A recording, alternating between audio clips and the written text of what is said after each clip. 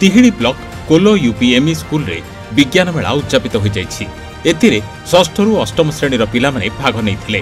आजिर उत्सव रे विज्ञान शिक्षक सरोज दास, प्रधान शिक्षक रमाकांत दास, प्रशांत महांती, सीआरसीसी चंदन पात्र, नारी नेत्री तिलोत्तमा बेहेरा प्रमुख अतिथि थिले। गणित निकिति, परिवेश सुरक्षा, ट्राफिक समस्या, वर्षा जल निष्कासन, गुणात्मक शिक्षा, नव भारत निर्माण परी आदि प्रकल्प एथिरे स्थानित होइथिला। एही मेला माध्यम रे पिलामाने विज्ञान मनस्क हेबे। सेमानक विज्ञान प्रति आग्रह बढ़िबो। सेमाने भविष्यत रे साहसी हेबा सहित बड़ वैज्ञानिक हेइ पारिबो बोली कहा जाउछि। सम्मुखें थिबा एई मोर प्रोजेक्टर नाम होउछि विद्युत स्रोतर चुंबकीय प्रभाव। आपण माने जानिथिबे कि जल द्वारा, वायु द्वारा व कोयला द्वारा विद्युत उत्पन्न होउछि। आपण माने जानिथिबे कि न जानिथिबे मु जाननी, किंतु मु एठार चुंबक द्वारा विद्युत उत्पन्न करछि। 1800 मसीहा रे अलेक्जेंडर वोल्ट से सरल वोल्टीय सेल तैयारी करथिले।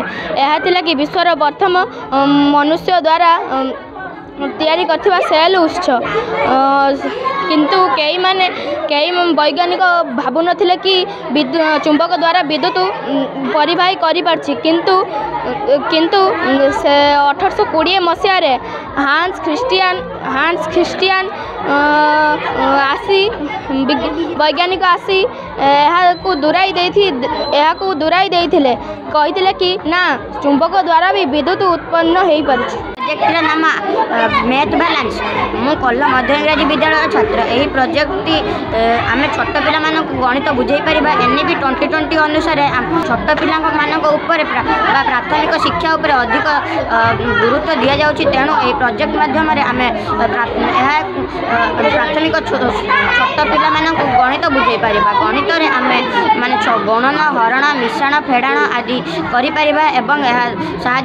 छोट बड़ संख्या जानी एवं समान संख्या जानी पारिबा। विद्युत उत्पन्न सबुज प्रथम आम गछ काटिबा ना, गछ काटिने आम मनुष्यर जीवन यापन प्रणाली असुविधा हो पारे। गछ काटिबा गछ रहीने आमको सब प्रकार खाद्य जगै थाए।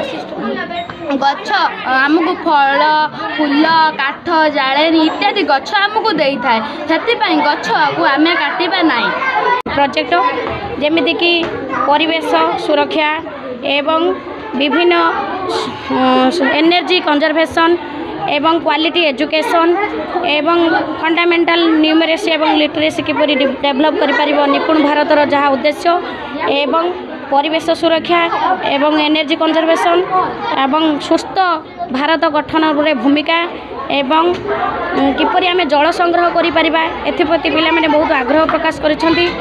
एवं विभिन्न टेक्नोलोजी को व्यवहार करके से छोट छोट हाथ में किपरि भाव में विभिन्न प्रोजेक्ट गढ़ी पारिछंती। ताहा आमको मध्य बहुत प्रेरणा जगाउछि एवं आम समस्त सहकर्मी सहयोग रही एवं यह सेमानंको आगामी भविष्य में एक साहसिकतार परिचय दे कुनी वैज्ञानिक मानकर आग्रह सृष्टि करबे।